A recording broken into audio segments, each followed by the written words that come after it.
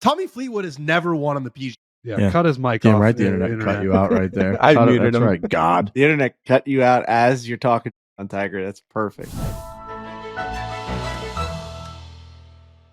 Foreplay, presented by Barstool Sports. We got the entire gang, myself, Trent, Frankie, Dan. Dan is starting to slowly, you're like a time lapse of building out your studio. You have a shelf with like 2 things on it now. It's better than last time. Yeah, I got Spider-Man hanging out here drinking a coffee. I told every single subsequent episode, you're going to see more and more things behind me. And before you know it, by the end of the year, it's going to be just a beautiful ecosystem behind my head. Mm-hmm. Nice. Can't It's wait. really nice to see.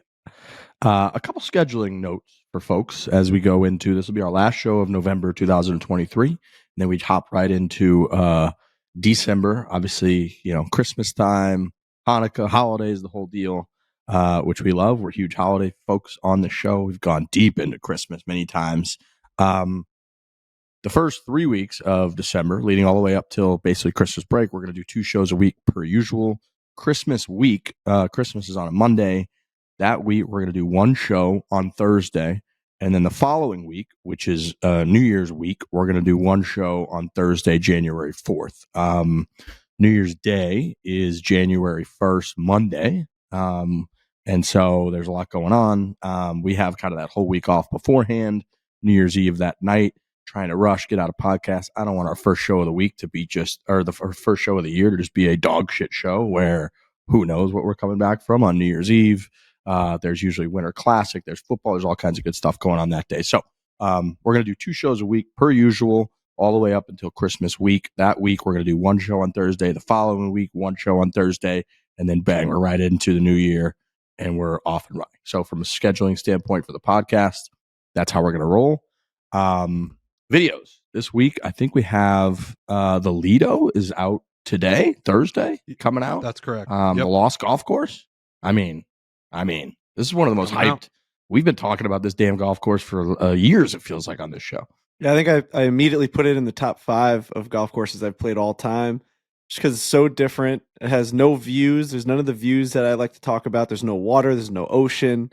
It's just strictly golf course architecture. But the coolest part was that you feel like you're legitimately playing a golf course back in the past. You went back into a time machine and you're playing what would have been if it didn't get destroyed by World War II and the whole entire barrack system that they had to build One of the great here in Long losses Beach. of World War II, honestly, just right up there. It actually could have been World War I, honestly.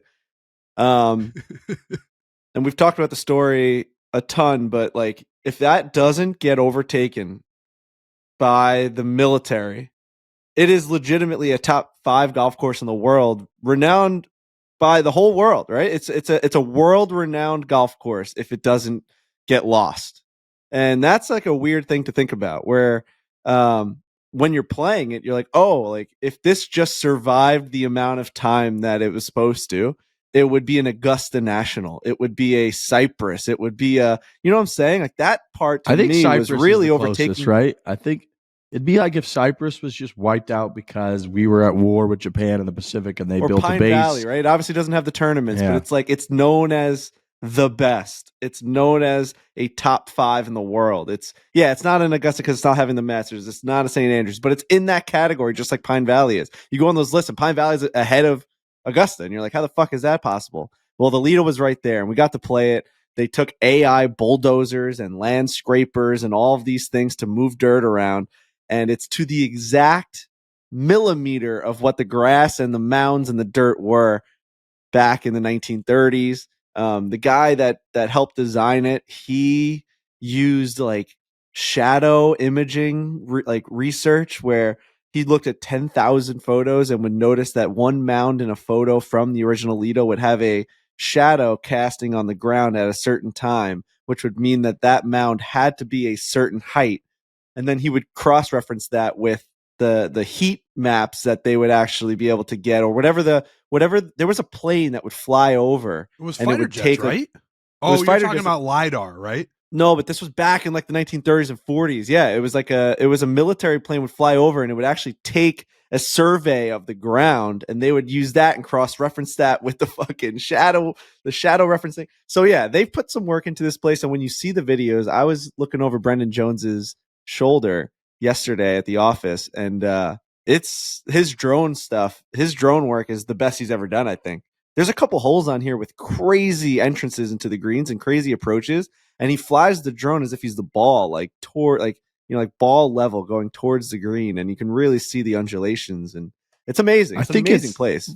For a podcast that has historically talked about how we're not architecturally savvy, how you give us good greens, flat tee boxes, green grass, and 18 holes, you know, and maybe a couple of views of a mountain or an ocean, and we're like, that's the greatest course in the world. I think this was a true, whether you're completely illiterate on golf course architecture or not, a truly eye-opening experience to how someone actually putting creative, artistic genius into creating a golf course and building a golf course actually has an effect, because it is just a giant flat rectangle that they built this course upon, where obviously they replicated everything from the original, but even that, it's on the coast of Long Island, is flat. They used what they could use back in the day to shape these holes with crazy mounds and entrances to greens, like Frankie said, and drop-offs behind, where you walk off hole after hole and go, holy shit, I've never seen anything like that before in my life. And then you walk into another one, and then you walk into another one. And the course, the firmness of the greens was laughable. How expansive the greens were and the places you could end up in was laughable. It was windy. It was really difficult. And because it's such an iconic thing, you know, we played our own balls, the four of us, and we had a match going as well. But coming off the other heated kind of scrambles, and we were doing different stuff and fun and all that, and like we kind of just were like, this is old, traditional, brand new course, yet a hop back in time. We're taking a 100-year time machine. Let's play our own ball. So we each played our own ball, posted a score, and just experienced the Lido for the first time. And it was unlike any other golf course I think I've ever seen. And the lighting in the morning that Jonesy had for the drone was off the charts. We were all kind of doing the thing where you peer over his shoulder while he had his phone hooked up to the drone controller, and you're looking at it like, oh my God, we're going to play that hole. So yeah, it was insanely cool. The video is going to pop.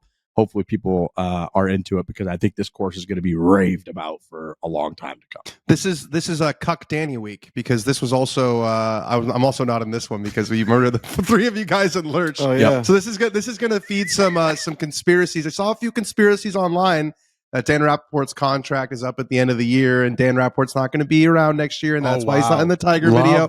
And this is gonna feed those conspiracies. Let me tell you something, everybody. I'm not going fucking anywhere. Okay, so get used to me, because my contract is not up. Conspiracy. I mean, if you want to talk about feeding conspiracy, this guy is doing a rant about. If he can't get his internet fixed by December 31st, his contract will expire. All right, you're back. You're back, Dan. I can see you. He's back. What I was saying was my contract is not up. I'm not fucking going anywhere. No, I like the conspiracies. I like people thinking. I like people trying to see through things. It's all if bullshit. You don't have conspiracy theories about what's going on in your business or your life, you have a very boring and vanilla life. I want people being like, whoa, I think something's going on here. Dan's not in the picture. His internet's cutting out when he's trying to say that his contract is not going to expire. Like, I like that a lot, actually. Yeah, and we showed up to the Lido. It was like 6 o'clock in the morning. Oh, sorry. We got that internet issue right now.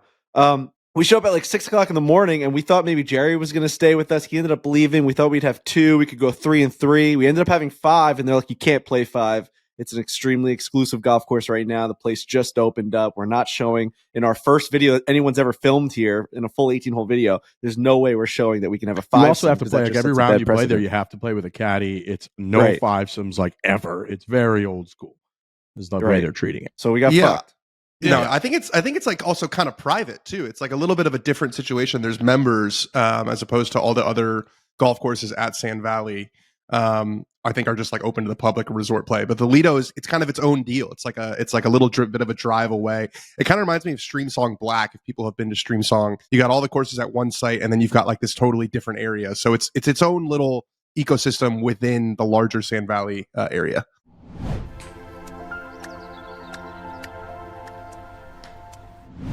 A big shout out to our title sponsor for the year, big partner, the Barstool Classic Championship coming up as well. Hopefully they'll have a car on the tee box again. We're about to find out in a meeting, I would imagine. But they had a Bolt EV on the tee box last year that you could win if you got a hole-in-one. Electric vehicles, baby. This is a brand you trust. You see the bow tie, the whole deal. You've seen it forever, all kinds of different models. Even the Corvette, they get a little bit sporty.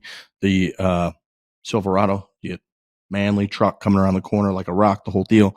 Now they got that bad boy in all electric. We did it. God, it's been almost a year ago now since we drove the Silverado EV for the first time with the other 5 families at Barstool, which we get along with incredibly well. But this is an incredible vehicle. Chevy.com/electric is how you check them out. And they've got the Blazer, they got the Bolt, they got all kinds of good stuff on there. So we love Chevy. Best iconic. Just an American brand. It's like ice cream, cheeseburgers, apple pie, Chevy, Bald Eagles. Is ice cream American? You know, it is now. I think we'll claim that. We'll claim that. Yeah. Gelato's a little Italian, but yeah.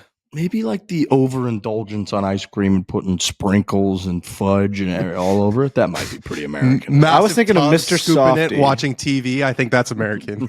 I'm thinking like, I was thinking like a big, cone with a big swirl with the red, white, and blue sprinkles. You're having it on 4th of July. You just got maybe you're in the back of your Chevy. You're in the flatbed. You're watching the fireworks pop off. Man, what a beautiful time. It's 31 degrees here in New York, and I'm thinking about eating a nice ice cream cone on a Chevy. Damn, better times. Chevy can drive in the cold, Chevy EV, baby. That's what we're into right now. The all electrics. You got charging stations all over the place, hundreds of thousands of them. They got EV technicians all over the place, and they've got the electric version of vehicles you've known for 100 years. They've been in the electric for over a decade. So do them a solid, do your family a solid, do your bank account. Terms of getting rid of gas charges and all that is solid. Go to Chevy.com/electric right now. That's Chevy.com/electric.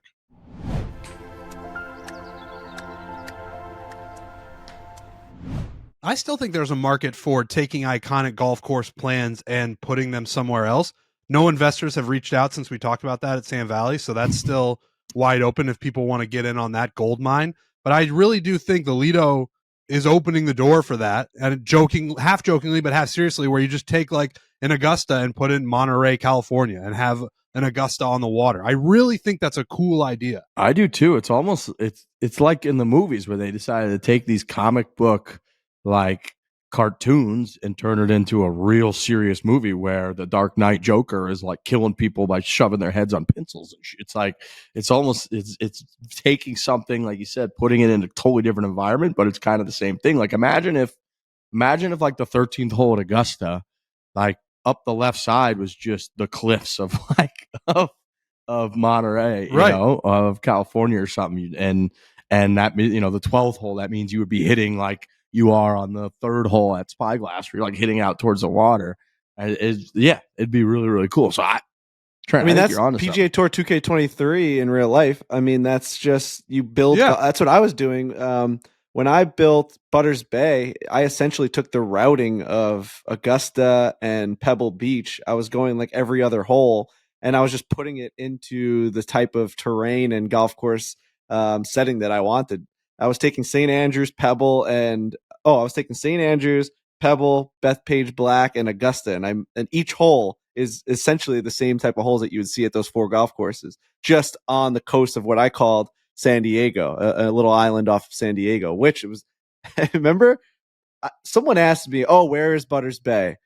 And I said it's a little island off of San Diego. I don't even know if those exist. And then someone looked up on Google Maps a like little collection of islands that are off the San Diego coast, and one of the islands looked exactly the same size and had some of the same like coastline routing that Butters Bay had. It was fucking bizarre. I remember sitting on my laptop being like, I think I created that. Like I think I created that, and it just popped up in the ocean. Have any of you guys ever played one of those imitation golf courses? Have you ever played one of those? There's like one in Vegas called Bear's Best, where it's like a compilation of his 18 best designs. I've never played one of them. I think I've seen one too where it's like there's some golf course where there's a replica of 12 at Augusta and 17 at Sawgrass. You guys done that? Myrtle I've never has done one. that. I think Myrtle has one. There's one in Toronto that's pretty popular. I know my Canadian friend Andrew talks to me about it all the time. It's like a pretty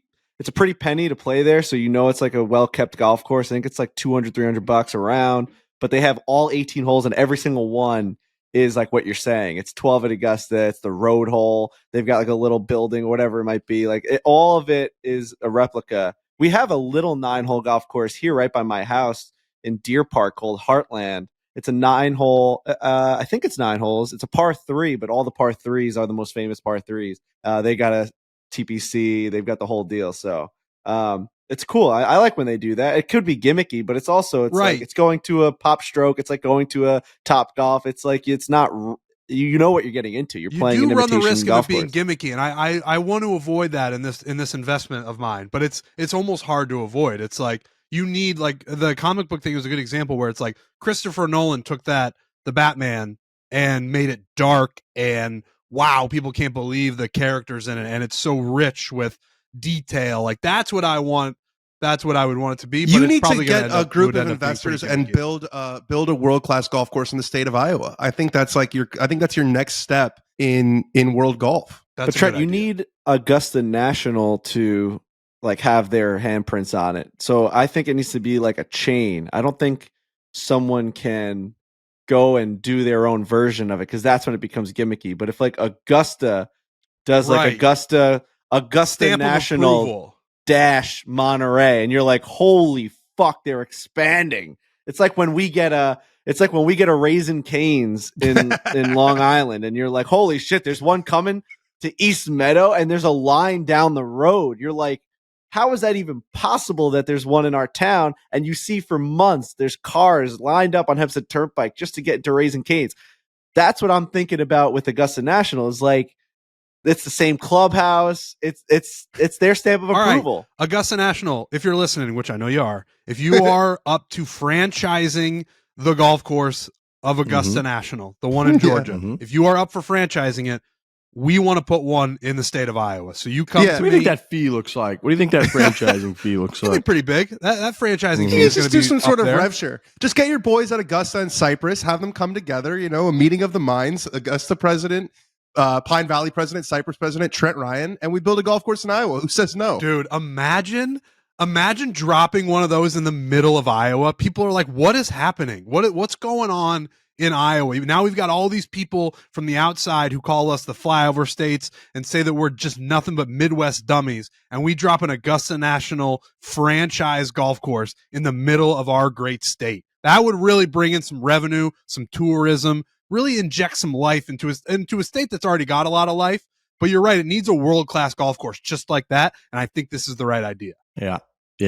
So reach out, everybody. Thanks. Our latest, we came up with franchising Augusta National. That's our newest venture here on Foreplay. You never know what you're going to come up with. All right, Tiger Woods press conference. I'm unbelievably excited about just watching him play in general. Seeing a couple swings today from the Pro-Am. Pipes went down the fairway on one.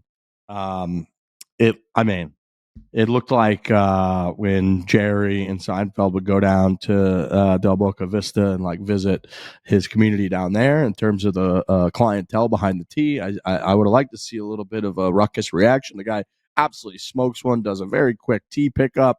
And I mean, you had to wait hours to hear one single clap. The guy's a walking miracle. The fact that he's even alive is crazy. The fact that he hasn't amputated his leg is fucking crazy. Fact that he just roasted one, I think 290 down the middle of the fairway on the first hole is crazy.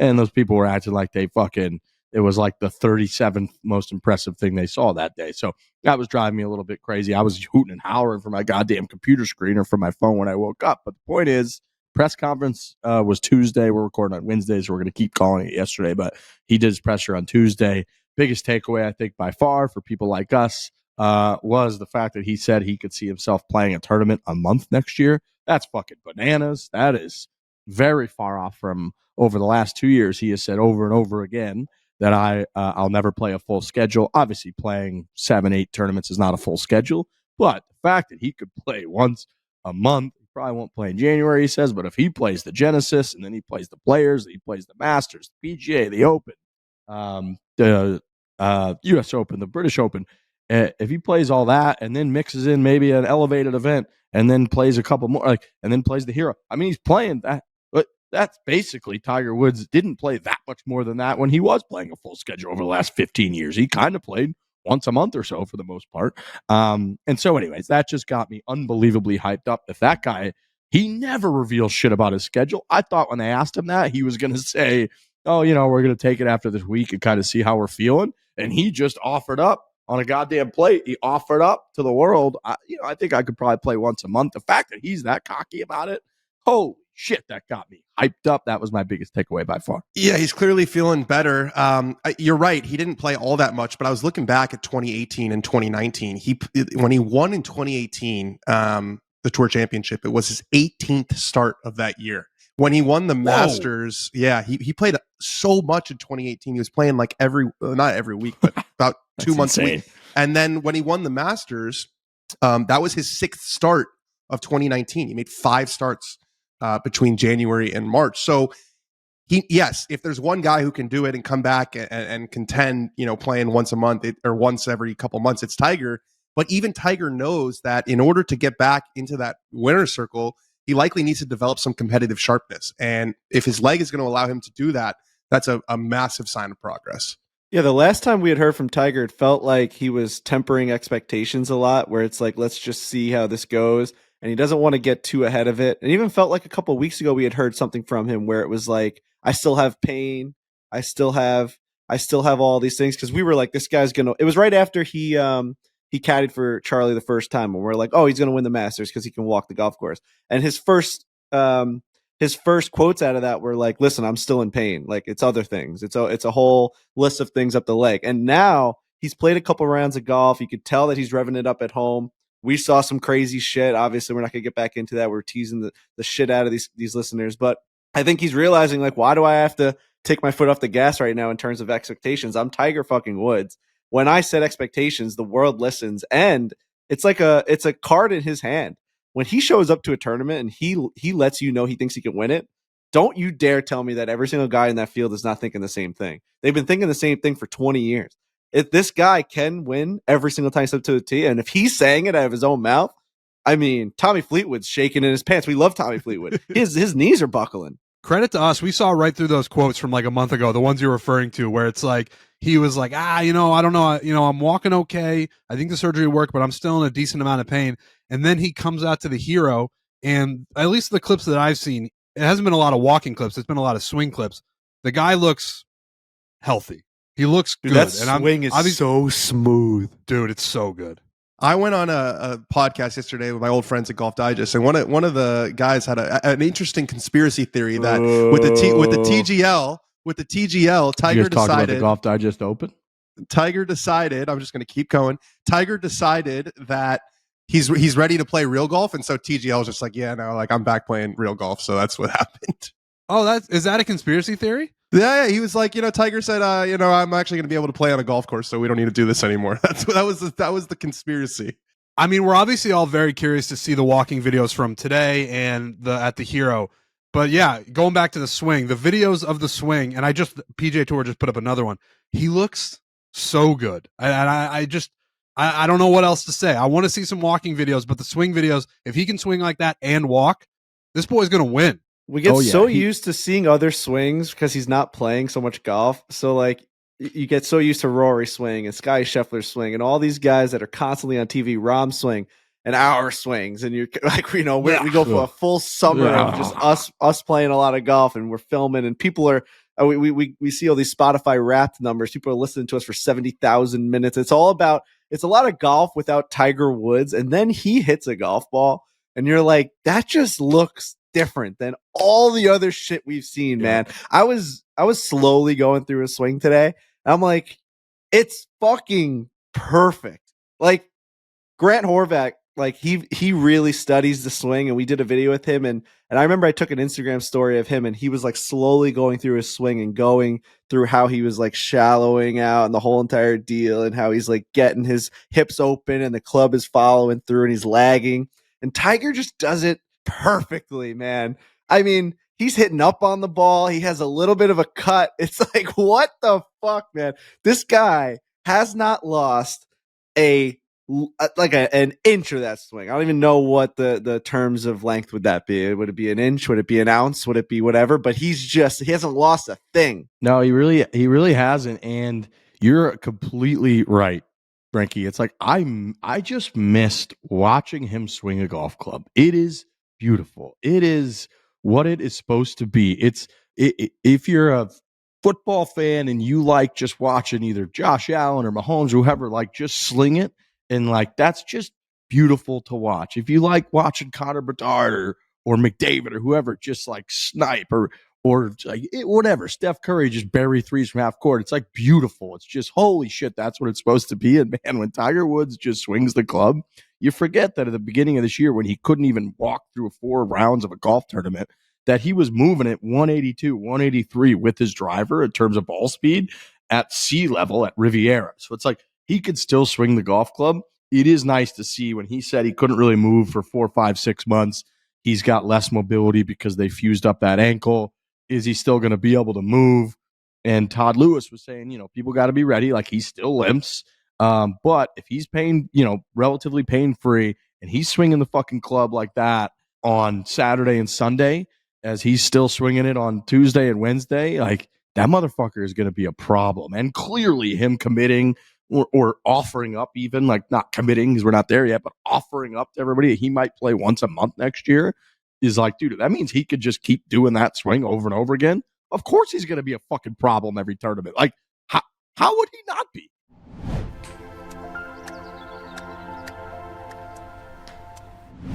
Lightbox lab-grown diamonds grown in Portland, gifted by you. Explore all the reasons to give and receive lab-grown diamonds this season.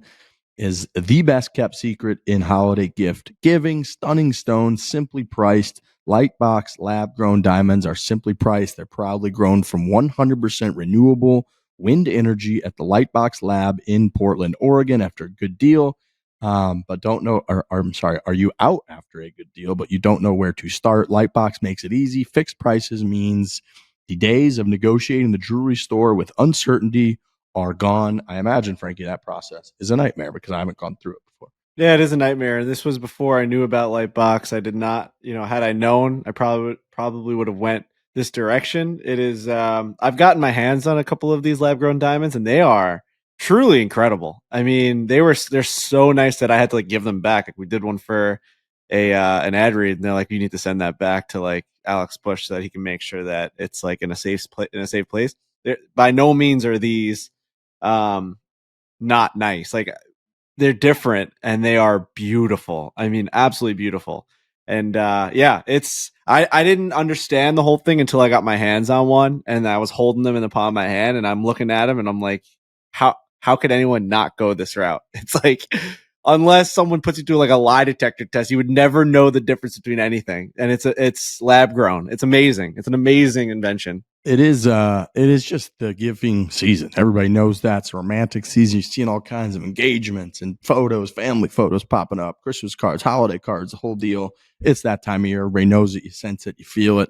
It's festive. Risk-free shipping and easy returns makes Lightbox the easiest way to shop for stunning quality lab-grown diamond jewelry. Get 10% off your order with code 4PlayPod10, all one word, FOREPLAYPOD10. That's 4PlayPod10 at lightboxjewelry.com. Get 10% off lightboxjewelry.com with the code 4PlayPod10.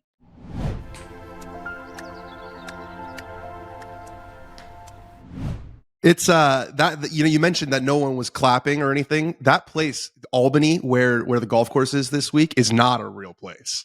Like it is. That's where Sam. If people remember, that's where Sam Bankman-Fried was running FTX out of last year. When I was down there, it was in the middle of all of the Sam Bankman-Fried stuff. And then this year, Joe Lewis, the guy who owns Albany, who can't even park his yacht in the marina because it's too big. He also owns Tottenham in England. He was arrested for insider trading. So it's just like an offshore situation. I remember I stayed there not last year, but 2 years ago with Fitz. He had like a massive condo there. And I remember we went and got fruit salad in the morning, and the fruit salad was over $20. So it's just not a real place. Felt very corporate. It just felt very much like, you go to like these arenas now where the whole lower bowl is like guys in suits, and there's not much cheering going on. Very much felt like that. Very, very much felt like that. It was bizarre. To a normal person, that might be a nice way to lean into your comeback, right? Like you want no distractions, you don't want the chaos. But for Tiger, I think that actually hurts him a little bit. Like if you just throw Tiger Woods back into the mix, he needs those like 10 to 11 people deep lines and crowds around those golf courses, because that's his advantage. His playing partners can't handle it. They have no idea why it's happening on a Thursday, and Tiger gets fueled off that stuff. He's talked about it a lot. He's like, that's what makes me me. Like, I need that. Like, I need that type of competition. I need that type of pressure. And maybe just playing in Albany in front of a bunch of fucking suits doesn't really get him going. Some guys talked about that during COVID, I remember, when there was nobody at the golf tournaments. Yeah, Maybe there it was Rory. Yeah. Or JT? I think it was Rory. Rory was like, I'm just not really that inspired. It is interesting to think that, Tiger's going to get that once we get through the new year and he starts playing in full field events on the West Coast, East Coast. But it is interesting to think that Tiger pretty much tees it up in a massive home game environment every time he tees it up. Like there's enormous crowds of tens of thousands of people following, and they're all going nuts for Tiger. And when other guys hit, and whether they're Rory or Keegan or whoever they are, they're just moving and trying to get into a spot to watch Tiger Woods. Like, Rory did say like it's a hell of a distraction having to play with Tiger. I think he said it costs a couple strokes. I don't know how Tiger does it, but Tiger also gets to play basically with an enormous home arena crowd every time he plays, which is there's no place on the planet that there's no place even like in the British Opens where people are more excited to see somebody else than Tiger Woods. I can't think of one situation where that would be the case. He is just a god everywhere, and people are like, "Oh, this is great, Tiger's here. I'm going to cheer for that guy." Yeah, they did there's a great, if you go back and watch like the British Open does these little like chronicles of a champion thing, and they did, I think Tiger 2005 when he won at St. Andrews, they do this. It's like a half hour, whatever his documentary. They even interview Tiger and the whole deal. But they've set up that year, they set up like a fan camera where people could go and talk about who they wanted to win. And they do like, let's go Monty and let's go, and they're going like for a couple different people, and they tease it for a couple minutes. And then at the end, they're like, but even this crowd, there's only one guy. And then they just show clip after clip over in Scotland of everyone being like, let's go Tiger. And they're just going nuts for him. So no matter where that fucking guy goes, you're right. He's just the guy. And I do think he feeds off it. Like he is who doesn't? Like it fucking matters. It matters in the Ryder Cup. We talk about, home field advantage in the Ryder Cup and obviously the strategy behind it, but having the crowd behind you, like golf is so hard and taxing already that every time you hit in the Ryder Cup, if you hit a really solid shot and nobody cheers, and then you hit like a mediocre shot and everybody boos your face off, like that just starts to get fucking annoying after 2-3 full days of doing it. And the opposite is also true. Like if you hit a pretty like okay solid shot, the crowd just goes nuts for you. You're feeling positive and confident in the whole deal. And so, I think Tiger, once he gets back, I guess it'll be like the Genesis in LA. Those crowds for him are going to be wild when he gets there and he's looking good and fresh. Speaking of the Ryder Cup, did you guys see that Luke Donald is coming back? Really? Yeah. Yeah, they just announced that today. You saw that. That's an early announcement, right? I feel like it feels early. It's definitely an early announcement. I think it's like they still don't really have a next guy because all of those 40-something guys like Sergio and Westwood and all those guys, like that's just not an option. So they went, winning formula. I think it also means Dodo Molinari's coming back, which might be bad news for the United States. Yeah. I thought it was incredibly early because I feel like we don't usually announce until like almost the springtime or maybe late winter that like we kind of announce who the U.S. captain's going to be. I think a lot of people were thinking it's got to be Tiger Woods. I know this podcast is thinking it's got to be Tiger Woods. Beth Page, 2005, he won the U.S. Open there. It would really be between him and Phil, I think, and Phil's clearly not looking like a great candidate for the Ryder Cup captain at this point. So you get a little Tiger Woods versus Luke Donald. That was Medina, I believe, the PGA Championship in like 2006 or something. Tiger Woods absolutely steamrolled him. So I don't hate that. I mean, all due respect to Luke Donald, he clearly, blew the doors off us in this last one. But like Tiger Woods versus Luke Donald as the captainships, like it's not putting a lot of lead in my pencil. You know what I mean? That's a pairing that you would make up if you just wanted to crush your like cousin or brother in Tiger Woods PGA Tour like '08. You just stick Luke Donald as the other guy, and you just absolutely steamroll him with Tiger Woods in the EA game. It was just that's a nothing competition. That there's nothing there. Tiger Woods is a god. Luke Donald's a great name. He obviously won against us, but come on, we're comparing.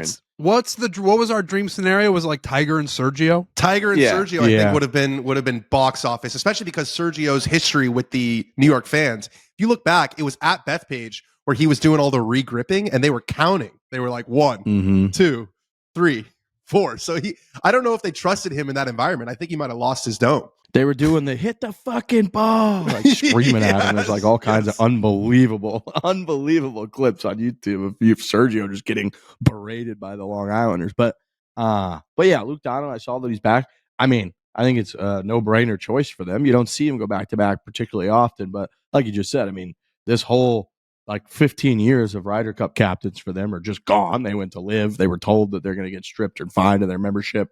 They're going to get fines, and then I think they all pretty much resigned. I know that's what Sergio did, and then he tried to get back in and the whole deal. So yeah, unless those guys come back, they're going to kind of have to come up with something like this for a while. We're still in just such a weird place, bro. We're 2 years away from this thing. The world's going to be so different. We talked about this when the captains for like Stenson and Zach Johnson were announced. It's like we don't even know what all this is going to look like in 6 months. So, like, who's to say? I think that's probably why they did it. It's a stable choice. We want stability with our Ryder Cup team. We don't want in 4 or 5 months something to come out where then it's clouded. Are they going to go back with Lee Westwood? What are they going to do? They're like, nope, our team fucking is in a great spot. We dominated with Luke Donald. Luke Donald's going to take us to the promised land. This is our fucking team.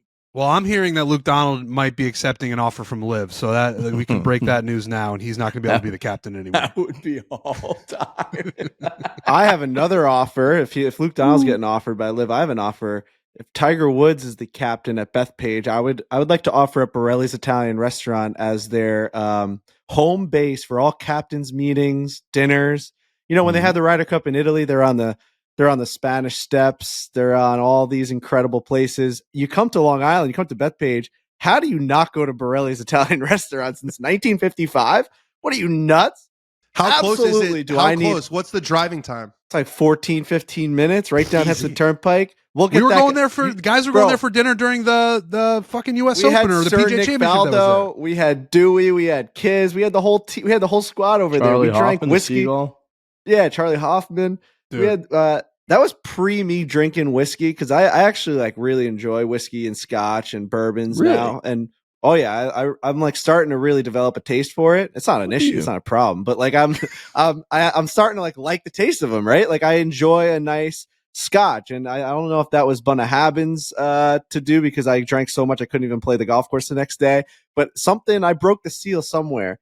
And when we played with Sir Nick Faldo, when we did the podcast with him, I couldn't even sip that stuff. It was like burning a hole through the side of my brain. And I'd like to actually redo that. I wish I could go back in time and enjoy a nice bourbon with fucking Sir Nick, Listen, Italians have historically been against wires, but if Tiger Woods is going to be at Borrelli's, we're going to wire that place. I want to hear everything that's going on at that restaurant. Borrelli's has been a place where through the 70s and the 80s, there's been characters that have showed up.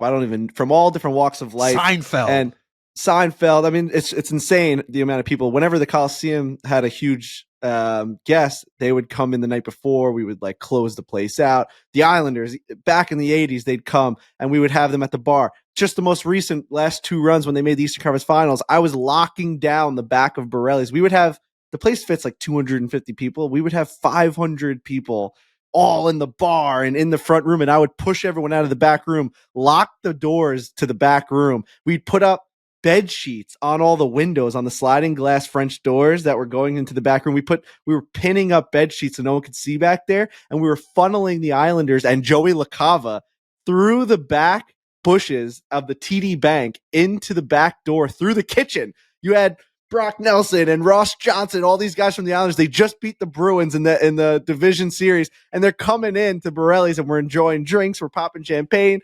That's what I need from Tiger Woods. I need it to be the home base. I could be making it up, but I think your dad once told me a story about Joe Namath going to Borrelli's. And Joe Namath, yeah, like, he did. If it's good enough for Broadway Joe, like that's the center. That's where you got to be when you're on Long Island, when you're at Bethpage Black, when Team USA is running up the score against Team Europe. Tiger and the boys got to be going to Borrelli's. They have to. It's a great story. There's a guy, Frank Viola. He's an East Meadow High School alum. Amazing pitcher. Just a great pitcher. The Twins, the Mets, back in like the 70s and the 80s. He used to come to Borrelli's once a week and order the same thing. That was like part of his what's the word I'm looking for? Like a ritual? Yeah, but like lore. Yeah, I guess so. Superstition. That was like part of his superstition, where he was like he had to get a. Right? Am I saying that right? Yeah, routine. I think like some guys, certain guys like touch things on the walls when they walk out. Like depends on how weird it is. The word changes when you get weird. It starts at routine and then it works its way through all right, ritual. So maybe it was a routine, but he would have like the same sandwich, like a same like chicken parm with vodka sauce hero. In the it felt like it was a superstition, and I think he wrote about it in a book where he's like, I had to have my Borrelli's, and then he went on to win like the Cy Young. It was crazy. It's like this guy sitting in booth 3. This guy's a Cy Young pitcher. The Cy Young producing meal there. We got to get that chick parm. Speaking of the Woods camp, we got Robbie Mack, our friend, nicest guy maybe in the world of golf, on the bag for Tiger this week. Kind of predictable. He doesn't really have a full-time guy yet. I don't even know how you would go about that because he said Charlie can't play enough hooky. I do think Charlie's a little bit too young. If I really recall looking back at the Jack Nicklaus clip from '86 when he won, I want to say his son there, who was caddying for him, was out of like high school at that point, and you got a little bit more kind of free time. I think when you're in like school, you can't just be missing weeks at a time to go caddy for your dad when you're like a freshman in high school or whatever he is. So Charlie's probably out, but it still leaves the question of who is Tiger Woods' caddy going to be when he returns, because he's playing this like it's sort of an extended Tiger Woods schedule now. It's like majors, players, and like 2 other events, which are big events for the biggest name in the history of golf, but not enough to be a full schedule. So it'd be tough to lure somebody away like a Bones or obviously a Joey LaCava type, like elite level, top 5, top 10 type, like caddy in the world, because you're telling the guy, yeah, you're going to caddy for Tiger Woods, but Tiger A like isn't going to play more than 7 events, and B might get injured and only play 2 or 3. I think it's kind of a weird spot. I think he should bring out Fluff Cowan out of retirement and just get the 2 gimpy guys. Just maybe they bring out Canes out there. I think Fluff is like 80-something years old and he's still caddying. So why don't we bring it full circle? The iconic clip of him smoke checking the wind with the cigarette. Let's bring that back. Is there any big time caddy that's on the shelf right now doing TV? I can't think of anybody. John Wood. Who was Matt Kuchar's caddy for a while? He's out there, so I wonder if he could be lured out. He's great. I don't see why. Great on TV. I don't see why it wouldn't just be Rob. I mean, Rob, is Tiger's kind of golf guy. He's sort of the not swing coach, swing consultant. He's going to be there at every tournament, no matter what, because he goes wherever Tiger goes. So I just think it would probably be Rob for next year. I don't see why they would go a different direction. I think he'll get a professional caddy. I think that whoever said that last time on the last show is that, like, if you look, Tiger has historically taken guys that are at the top of the top, considered as serious and legitimate professional caddy as it gets. When somebody made that point as to like why he wouldn't even take Charlie, and that kind of stuck with me of this guy's serious about winning. I don't think he's just going to go out there with his buddy, even though we love Rob. Rob is a great player by all accounts. He and Tiger have good matches where he only gets a couple aside. He does look at his swing and the whole deal, but I feel like Tiger, if he's really like, I'm going to play every month and I'm going to try to win some more golf tournaments and majors, I feel like he's going to go with a seasoned professional caddy. It's also, if you're the caddy, like, it's a bucket list. Like, I know that the guys now, they've kind of sort of switched to the younger generation with going with Cantlay and going with Justin Thomas, and all these guys have kind of picked up on the younger generation and are going with those guys. But if Tiger Woods' bag is available, man. Yeah, I'm pretty sure tempting. that Joey was on Dustin Johnson's bag. Isn't that right, Riggs? When he went to Tiger and he was like, it's Tiger Woods. Like, it's Tiger Woods. Yeah, but that was also like 2012. I just think now. I hear what you're saying.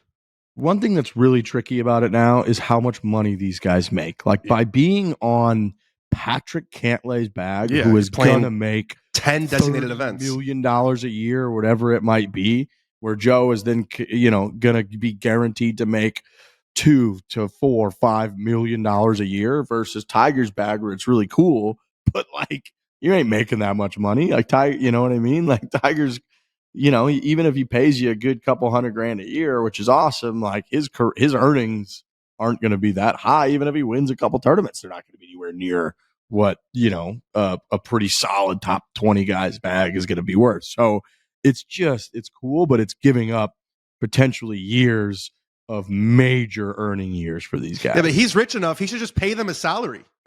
But he does, but he's not going to pay him $5 million. Like, I think, you know what I'm saying? You would need to find somebody who is just a purist, who like doesn't care about the money. I'm sure all these guys do. I'm sure Bones does. I'm sure Joey does. Like at the end of the day, you want to make a bunch of money, but you would need a guy who's just like, I want to caddy for the greatest guy to ever pick up a golf club. Like that's something I want to do. Fluff Cowan, dude. He's already been through the ringer. He's already done it. Let's run it back. Bring the gang back together. Turn the clock back to 1996. Imagine being on the bag though when Tiger Woods potentially wins another major. You're just part of history. You're also not to negotiate for Tiger, but he could just be like, "Hey, you'll get my PIP, whatever it is. It's gonna be like $4 million, $3 million bucks. Like, just get it. Even if we don't qualify for any of this money within the tournaments, you'll get that at the end. If you get me in the mix, I'm gonna end up winning, obviously, because I'm playing these tournaments. I'm gonna win that PIP money. That's yours. Let's ride to the sunset together. That would be nice. Yeah. Then it would be worth it for sure." He's gonna win. I mean, what did he win? Like $8 or $10 million this year? He won $8 million this year. He won $12 million this year. He's made $35 million over the last 3 years and played 5 tournaments total. Because I saw, because the list came out. I don't know if we ever talked about it, but Rory was number 1. I think Tiger was number 2. Rory just made $15 million. Just they handed him $15 million for. I mean, it cost him potentially a lot just in terms of nights of sleep and how he felt about the world, but they gave him $15 million for his troubles. Right. Yeah, no, that's a good point. What if he said, like, I'll give you 20% of like my PIP no matter what. And that was $12 million this year. So it's going to be $2.4 million that person would get instantly. He'd be like, that's if I don't even play. It's like, I didn't even fucking play last year. I made $12 million. How much did Bones make on JT's bag this year is like a question. Well, JT didn't have the best year. Well, I looked at Patrick Cantlay, right? Patrick Cantlay squeezed in. He got $2 million in the PIP. I think he made a little over $10 million on course. That's only going to go way up because they added so much prize purse and limited field events and all that. But that's like almost $13 million that he made. And I don't think that even includes the payouts from the FedEx Cup, but that's 1.3 just at the 10% rate, not including like his weekly pay and all that. So I bet Joey just on Patrick's bag this year made probably close to $2 million. Oh yeah, $1.5 million, $2 million. Then the PIP percentages, you're already earning. When these guys have developed relationships like a Bones. I don't see Bones leaving JT. I just don't see that's just too much of like he's his guy now, and he's still very much in the mix. He's a young stud on the tour still. It's not like he's this old hag. Like Justin Thomas is absolutely going to have the potential to make a ton of money on tour. So it's like, why even ruin that relationship just to go? And I know it's just to go to Tiger, which is an insane thing to say, but I don't know. He's got a tough decision to make. It's a lot of guessing at this point. Obviously, we're just going to go in circles, but I don't know. It's I could see him just pulling a name out that no one would ever imagine. Just a guy that like we don't even really know, and he has some Tiger story about it. Like, like he met him once and saw him do something, and someone told him some story about him, and that's why he liked him, or he had some sort of Navy SEAL training or something weird. Like it's gonna be weird, some weird connection. They're the caddies though. I remember Billy Foster, who was Fitz's caddy, caddied for Tiger one time in the 2004 President's Cup at Robert Trent Jones Golf Course in Virginia, and he had been caddying for a bunch of like all-time players. He's caddy for Lee Westwood, Seve Ballesteros, Darren Clark, Thomas Bjorn, and he tells this story about they're walking to the first tee at RTJ, and you had to walk through the crowd, and there's people screaming on every side. And he says, that was my first look into Tiger Mania and what it was really like. And he says, I've caddied for all these players. I never see anything like that. He goes, I get to the tee, and I turn to Tiger, And I say, I can't imagine. He goes, you could have any woman in the world. You're the best guy who's ever swung a golf club. I don't think that I would trade lives with you. And he says, Tiger looked him in the eye and he said, Billy, that's why I don't play very much. And I appreciate you saying that, which is always just a story that kind of stuck with me. Wow. Really? Why I don't play very much? That's what he said. Billy tells that story about Tiger. Just look, this was in the peak of Tiger mania, 2004. Yeah, I mean it's a wild thing. I mean, there's no doubt about it. He's Tiger fucking Woods. That's what it takes to be great, baby. That's why I think he feeds off it at this point, and the fact that he only gets to do it a handful of times. I hope he does. But yeah, I don't know who the hell his caddy's going to be. I don't think he knows who the hell his caddy's going to be. That was one of the answers that he gave. This podcast is a shit show. People, we just got all this data that like someone listened to our show for 70,000 minutes this year, and we are like people's entertainment for their whole entire year, every single minute of every single day. We can't hear Dan for every single story he says. Trent's popping in and out for every single story. This is chaos. This is absolute chaos. How do people listen to this? Thank you, I guess. That's a huge thank you to all the listeners that deal with this shit. I'm at Barstool HQ. I mean, it's the running joke for, as long as this place has been around. I'm at Barstool HQ and the internet just stinks. But thanks for listening, everybody. We appreciate it. Which room are you in, Trent? I'm in the old Game Time room. Oh, okay. Which is now sort of just like it's a studio that's not a studio. There's no real equipment. I just have to bring my laptop and my mic. It was like a Black Friday. Feels like there's a lot of merch in here right now, so they were kind of staging in here. Yeah, but the internet stinks.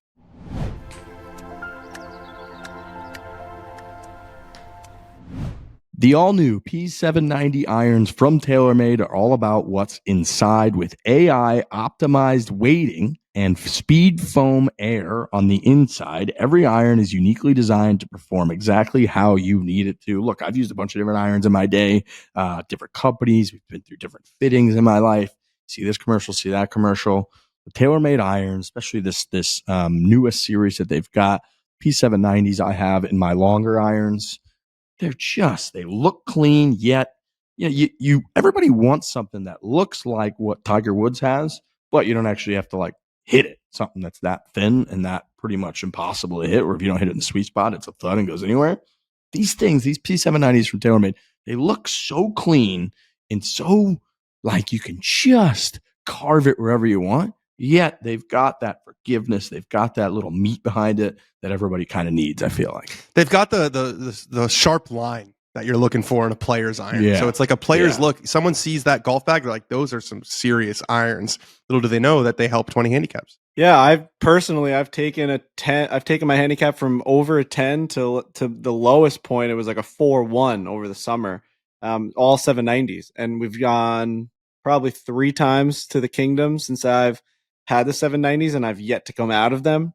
So it just goes to show, like, if you are a 10, you're an 11, you're averaging a 90, an 88, an 87 on a good day, you're fucking maybe getting down to the low 80s, and you're like, oh, I'm a player, I have potential. Now I'm reaching the point where it's like, man, if I can make some putts, I can shoot around par. Like I'm playing some golf. I'm a 4, I'm a 5. I'm really carving my way around the golf course. I've taken that next step, and it's all within the 790s. That's the most impressive thing, is that yeah, they have a lot of pop, and sometimes they'll have a lot of pop, and you're like, you have to figure out what's going on with that. But I've yet to reach a level where I want to change out of them. They're so consistent. They're so forgiving. They look so good, and you just learn to use them. I'm telling you right now, I wouldn't recommend an iron more than the 790 for that huge range of players. You could be a 3, you could be a 15, and they're going to help you. I'm telling you right now, it's the best irons on the market. I love them. I've absolutely fallen in love with them. It's really hard for me to ever switch. They have created an unrivaled blend of distance, forgiveness, and accuracy. The overall design of the latest generation of the acclaimed P790 franchise produces better launch and playability and long irons that enhance control in the scoring club. Get yours at TaylorMadeGolf.com. Again, go check out the P790 irons from TaylorMade at TaylorMadeGolf.com.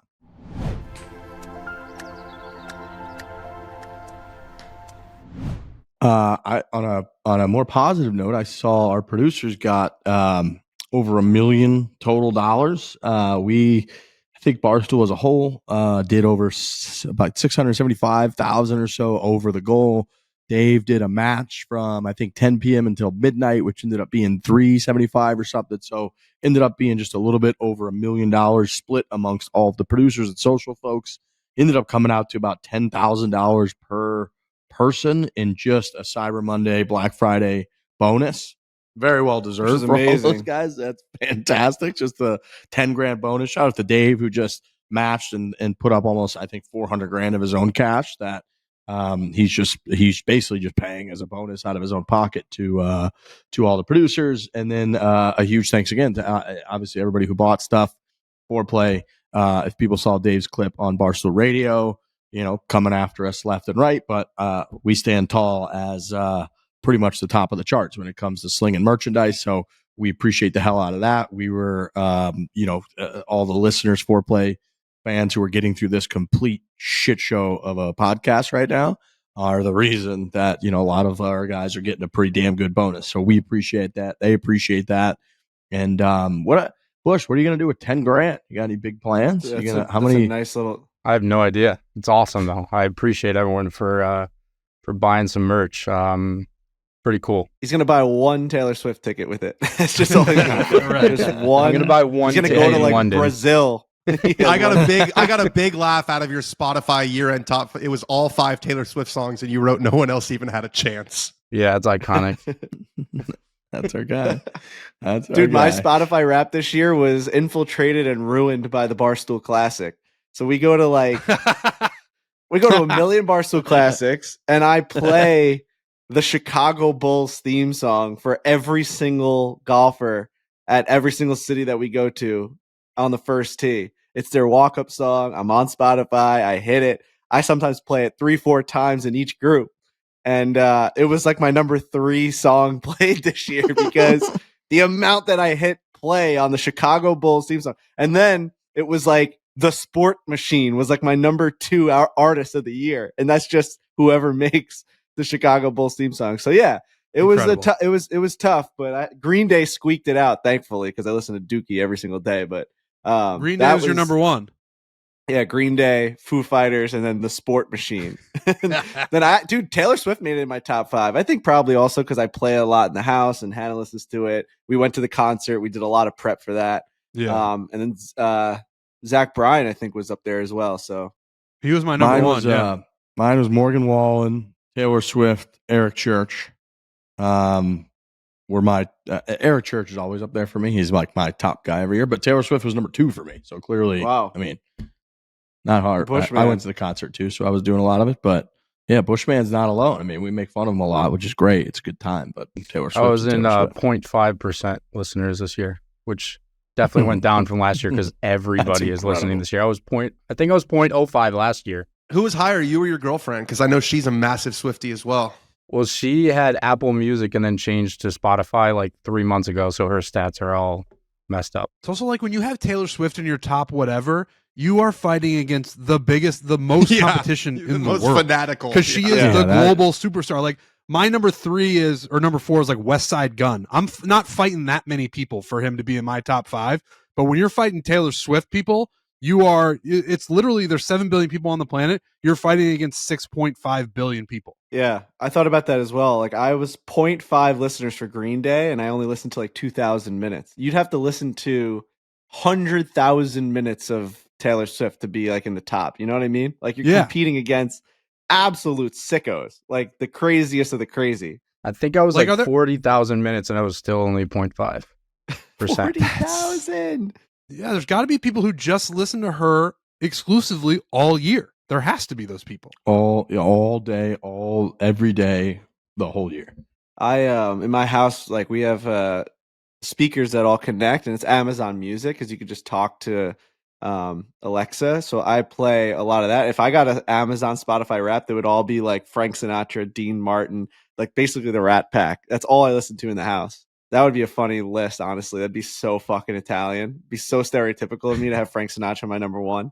People make fun of Spotify Wrapped because it's become like a thing that everybody does. So then it flips the other way and everybody makes fun of people doing it. I love it. I love seeing it. It's just like the statistical breakdown of what music you listen to. Like I want a statistical breakdown of every part of my life. Like I want stats on how much I swear throughout the year. I want stats on, how many times I took a shit, how many times I did that. Like, Spotify Wrapped is just, I love it. It's an interesting breakdown every year. Stats in your life would be interesting. That'd be cool. I think it'd drive people crazy. Speaking of which, do we have 8 Sleep are we talking about 8 Sleep on this podcast today or no? Or is that going to be they're not a sponsor on this show yet. Okay. That'll be a tease for that. Cause I got that thing humming right now. Wow. I mean, this will be a free ad. It's something. We can save it. Yeah, we'll save it. It's special. It's wild. I slept on technology last night. It was You slept on a robot last night. It was wild, dude. It's wild. It's crazy. That's a good. Probably that's the best a good sleep of my tease. life. All right, go ahead. We'll talk about it in a couple weeks. Barstool Classic Championship is coming up. Next time I see you guys, you'll be out here in Arizona. It feels weird. It's been a few months. It's almost like the old college football bowl system used to work, where it's like, we finish up, everybody, it's bang, bang, bang, bang, event after event after event after event. We get a couple month break, and then here we go. I remember it's at Greyhawk again. This will be the last year at Greyhawk. We're probably going to go back somewhere on the East Coast next year, but we are very limited because the whole series takes throughout pretty much the entire year, and then it's cold, and you really don't have that many places to do a championship where you're going to have good weather once you get into November and December. But championships at Greyhawk, I remember everybody arriving last year, looking at the build out, looking at the setup for the championship, being like, holy shit, last year. It's only going to be better this year. We got Sunday night, little welcome party at Barstool Scottsdale. Monday, Tuesday at Greyhawk. Last year's champions, our very good friend Josh Isner and his boy Brendan Mahoney. They'll be the defending champions. This is the 5th Barstool Classic, which is fucking nuts to think about.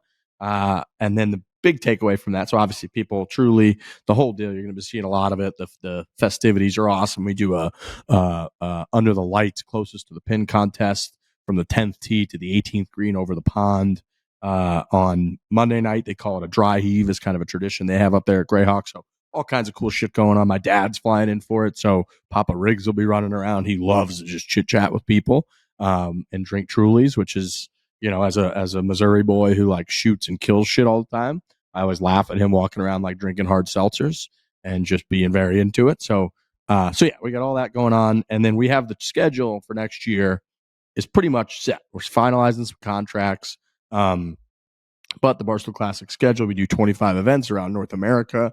That bad boy is pretty much set. So in the next few weeks, we're going to probably put out a little teaser, showcase what that schedule is going to look like. Some fantastic golf courses on there. It looks like Gamble Sands is back. It looks like TPC Boston is back. There's another really cool TPC course on there. I was combing through it the other day and kind of getting hyped up about a few of the stops. Frankie, your guys' spot looks like it's on there. Trent, Iowa, looks like it's on there. My place back home, Bogey Hills, St. Louis, Missouri, St. Charles, Missouri, really on there. So all kinds of good stuff coming from the Barstool Classic. Big shout out to our team that works insanely hard on that. And just before you know it, we're going to be welcoming, like I said, 220 golfers or whatever it is here to Scottsdale. So jacked up for that. And then closest to the pin. So I believe Alex Bush, who is a member of the game, who has 1 point. I think, do you have 1 point in the history of the game, Bush? I'll update you. I might have done something last time. So the Bush man, it's his turn to come prepared with the closest to the pin question. So if nobody has anything else, let's get to that. By the way, it's snow flurried yesterday on Long Island, but I don't think it was an official falling of snow. You know what I'm saying? I don't think anything stuck, but it definitely snowed in my backyard. I saw it outside the window, but I'm going to wait for the official. We'll look it up after the show because this is an evergreen type of submission. We'll look up after the show if it was casted as an official first snowfall. Interesting. Wow. Okay. It's been snowing like crazy in the Midwest. Iowa got a bunch. Chicago got a bunch. Yeah, I saw that during the football games on Saturday. Okay, so we didn't do one last week, so it was 2 weeks ago. The snowfall one was the first one. I'll skip that because that hasn't happened yet. Peak live viewers for Wyndham Clark Scramble. Oh, this was low. Yeah, we got screwed on this one. Something happened with this where it just what scramble was it? It was the Wyndham Clark one, right? Wyndham. I love how anytime a video doesn't perform, we're like, YouTube screwed us. No, this one did though, because they definitely did. We had gotten 2 strikes on YouTube leading up to this video. Dan did one with a drug addict, and then the one before that, Tommy Smokes said something about like, I don't know, fucking my mother, I think he said. And we got completely striked. Leading into that Wyndham Clark video, I'm pretty sure we got suppressed. And it was tough. It was tough. We were grinding for views. At one point, it was so suppressed that at one point the Tommy Smokes video was doing 5 times better through the first 5 hours than Wyndham Clark. That, like, I know that, like, we're acting like we don't, like, we can put out videos and they're gonna give you that is that's impossible. We did a scramble, which is our number one data backed number one series, and it was doing less than Tommy Smokes, which is the least viewed Barstool. It's the least viewed Barstool Golf's episode.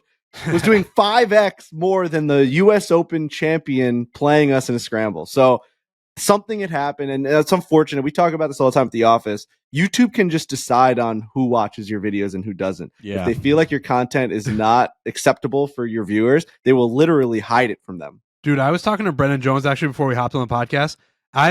Speaking of conspiracies, I have a conspiracy that YouTube lost control of their algorithm like 5 years ago. And so they just make things up to tell people about what's going on. I actually think that's probably the case with every social media platform. Instagram, Twitter, TikTok. They have these boards and these consultants, and they're telling people, yeah, do this, don't curse, bleep out that. But in behind closed doors, they're like, listen, we lost this thing like 5 years ago. So whatever happens, we don't really know, but we're just going to keep giving people advice that may or may not work. We actually don't know what's going to work because we can't control this thing anymore. We've always said that good video and good content will just get views, and we're like, oh, we got the scramble. We got Wyndham Clark. This is going to hit. Every scramble we've ever done, no matter who it's against. Adam Scott, we only did 12 holes against. That crushed. Every single video we've done with the pro does well. This one, Tommy Smokes was dragging his nuts over this video for like 5 straight days. It's like that. There's something wrong there. And Dave has complained about this before on Instagram, where like his Instagram pizza reviews used to get like, Dave would get 1 million views an episode on pizza reviews, and then one day he would get like 13,000 views, and he'd look at me and be like, what'd you do? And I was like, well, we did the same thing. It's 6 o'clock. We did a pizza. You ate pizza, and then usually 1 million people watch it. I have no idea why this one's 13,000. And then you find out there's like shadow banning, and we got fucked. And we keep cursing on YouTube videos. So like, that's our own fault, I guess. I don't know. If you look too now, I mean, the Wyndham video has twice as many views as Tommy Smokes video. So for it to be 5x behind Tommy's through the first for 12 hours or whatever clearly, it was, like something was wrong. We were shadowed or whatever it was. As a society, I do not understand the cursing thing. When did we as a society decide that cursing was like the worst thing in the world? Like we were doing the telethon the other night, and Dave had done the rundown earlier in the day, and I don't even know what he said, but it was him and Big Ev, and Dave cursed, and they put out a clip and they bleeped it. And Dave was like, who the fuck is bleeping my words? Why are we doing that? Like, that doesn't make any sense. Like, I'm going to do what I want to do, and we just put out the content we want. Barstool was like that forever. And then within the last 3 years, it seems like every platform has decided that cursing is the worst thing in the world. Now, is it because all these fucking teeny boppers are on social media now, so you have to cleanse it down because who knows who's going to be watching it? I don't know, but it drives me. Do teenagers not curse, by the way? Don't teenagers curse more than anybody else? I don't know. Like, but it drives me insane that now society has really moved to a place where I never thought it was going to be, where if you put out a video, if you put out a clip, you have to bleep it because who knows who's going to see it. That sucks. Like, we're all adults. I figure just adults are going to be watching this. And even if kids watch it, it's a curse word, whatever. It's not the worst thing in the world. The whole thing, the way it's all going, is driving me insane. And I think it is part of the YouTube thing. When did we decide the internet's for children? Right. It's not. Like, why is the non-cursing child the person that we are catering to on the internet? Sense. Yeah, it's like the internet's a nightmare. Better. If you don't want your kids seeing curse words, that's on you. Right. It used to be that way, though. It used to be that you would have to go to extra lengths to protect the child viewer from the bad content. The bad content would be out there, and you had to put on all these like locks and passwords and safe things, and now they're hurting the content creators because they're forcing us to cater to that type of content so that the parent doesn't have to put on the parent safety lock and all of these safe searches and all these things. they're trying to make it so that it's all clean. Right. It And if used it's to not, they suppress it. Right. The suppressing is where they fuck you. Where it used to be put out whatever you want and we're going to let it rip. And if a kid sees it, that's on the parent. Now they say, if you swear and don't bleep it out, we will suppress your views. And so they hold your feet to the fire and they make you not swear or they make you bleep it. And it's like, why? Why? It makes everything far less interesting, honestly. It's just you're not allowed to be yourself. Like, right. Full disclosure, like look behind the curtain. Our editors have said that they've learned from a YouTube rep that if we curse in the first like minute of a video, it will go to like 10% of the viewers while it's live or something like that. So like now we have to, if we do have a curse, if we're like, hey, we're here with fucking Wyndham Clark, we can't put that in. We have to like find another shot to start the video with. So it's like, it's changing the way that we have to do the content. At some point, if we want to just become like an absolute unstoppable juggernaut, we have to become like Blue's Clues. We just have to not say another word. I mean, we were with like Grant and Micah at TaylorMade and they're like, we just don't, we don't curse. Like you guys curse, we don't. Like we've just made that decision where like, and they make way more money. Like we were looking like, the amount of money that they'll make on clicks on videos is like, I'm talking 10 times different than ours because they don't curse. So like YouTube will actually be like, you cursed, you get 1 cent for every view. They'll get 30 cents. It's like, whoa. It sounds crazy, but the swearing for the longest time is what distinguished Barstool from the rest of the sanitized brands that were our quote unquote competitors. Yeah. Where it's like a Bleacher Report and all these guys, they would either not swear or they would bleep it. And then if you are an adult with a fully formed brain who just wants to watch content that is relatable to you and your friends, you would go to Barstool and be like, oh, these guys are going to swear. They're not going to try to touch every part of the audience. They're going to cater to their own audience, which is an audience, a young adult audience that swears and drinks and likes girls and like has like arts. Now it's all just, they're trying to turn it all into the same thing. And you're right. They're trying to turn it all into Blue's Clues when there's not everybody is Blue's Clues. Just because you're trying to cater to, when you try to cater to the biggest possible audience, you end up losing the thing that was attractive about you in the beginning. And that is where all these social media apps seems like they're going, and YouTube. It's like, oh, okay, so we want everything to be something an 8-year-old can watch. Why would we do that? It's fucking stupid. Like movies aren't doing that, but YouTube's forcing that to happen. It's only like YouTube, Instagram, and YouTube and Instagram are forcing that to happen. But so is Twitter. Remember, we got in a whole to-do with our guy Rob behind the scenes, who when Tiger Woods was teeing off at the Masters said Tiger fucking Woods, but put an asterisk over the U, and me and Frankie almost killed somebody. We were like, do not do that. And he's like, oh, I think I said I'd rather have the Twitter account banned than you do that. But I like, would and I genuinely think that would be Dave's point. He would be like, I would rather be suppressed and reach less people than change who we are fundamentally. Yeah. And we're kind of going on a rant here where we're going to do closest to the pin. Stupid. But I just want people to know frustrating. that it's so stupid. So the numbers from the close to the pin were very, very low. We had been dinged by YouTube. And it did recover. It's recovering the video. It ended up getting out of whatever because I think we fought those 2 dings. You have to fight them. Like it's some robot being like, you curse. I'm like, no, we didn't. And then it's like, okay, now we'll release your video. So then it gets the views back.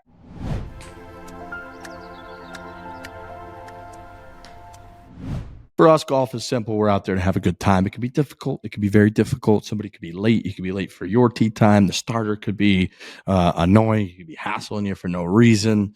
Could be all kinds. Maybe the bar's not even open. You don't really know what's going on out there. It could be slow in front of you. The greens could be not in good shape, even though it said it might be online. Who knows? Point is, you're out there to have a good time. It could be easy to get distracted. Fireball is going to get you back on track. And by on track, I mean having as much fun as you can have. You get the little 50 milliliter shooters, throw a bunch of those bad boys in your golf bag. You don't need a shot glass. You don't need a mixer. You don't need even a bartender or a cart girl to come out and whip up a bunch of drinks. You get the Fireball shooters, rip them open, pop them back, bang, everybody's having a better time. It's a holiday season. I was just talking with Hat. I think we're hosting 3 separate holiday parties here. We've got a Christmas Eve birthday. She's got Christmas Eve birthday. She's a twin. And then my sister has a Christmas Eve birthday. It's a lot. A lot happens around Christmas. And one of my staples of a house party that I have at my house is I have Fireball 50 milliliter shooters. When we're playing Shotsy or we're playing our games, when we're singing karaoke, I've got these things around the house like crazy in little containers on ice. no matter what room you walk into, there's going to be Fireball, just because it's just an easy thing. Like you're saying, you don't need to make the shot glasses. You don't have to wash them at the end. It's these plastic little shooters. You throw them back and it's done. I'm telling you right now, pick them up for your holiday parties. Yes, you need them on the golf course, but right now in the Northeast, it's going to be cold. It's going to be nice for Christmas time. Go get these shooters. It's going to make you feel all warm and fuzzy inside. I love it. And people, like, they know when they walk into the Borrelli household, there's going to be Fireball 50 milliliter shooters, because that's just what I've had. They know they're going to have a good time. That's iconic cinnamon flavor, Fireball, shooters, the whole deal. It's really if you're feeling like up in the ante on the course, which you should be, make sure to grab a 10-pack of Fireball shooters. Again, go grab a 10-pack of the Fireball shooters and up the ante on the course this weekend and anytime.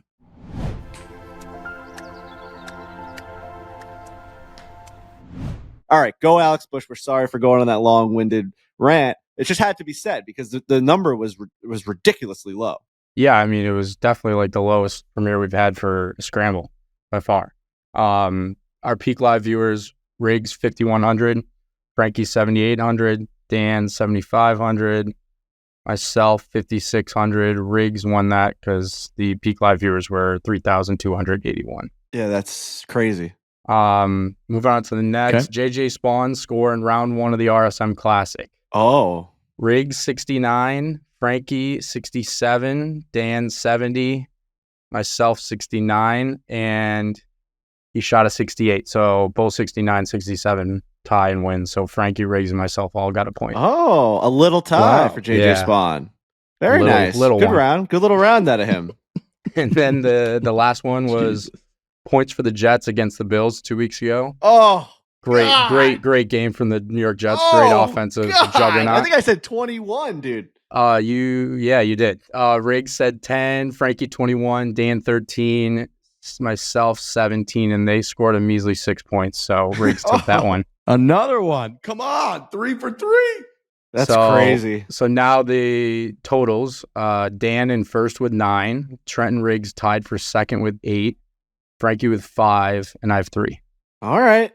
We got some work to do there, Bush. We're at the bottom there, and Yeah, I mean, tough one with the. You were gone for like the first 2 or 3 weeks. Yep. Yeah, I didn't do it till like week 4 or 5, so we'll make up points. All right. So who is the question asker now? I got him this week. Ooh. They have a little bit of a theme. Oh, gosh. Okay. So no, you guys will love this theme. So Tiger Woods plays golf today. Tiger Woods round 2 score at the Hero World Challenge, and just a few stats. Last time he played 4 rounds, Genesis, he went 60, 69, 74, 67, 73. And then in the 17 Hero, where he was in a similar situation coming back, 69, 68, 75, 68. Are we doing the group chat? Okay, yeah. Oh, people, they should write books about that 67 at Riviera. That thing is, it's unbelievable. Oh, fuck. Did I just send that? Oh, fuck. We have an epidemic of saying that, by the way. Right there. We have an epidemic. We can't stop saying that. Alex Bush and I on the road.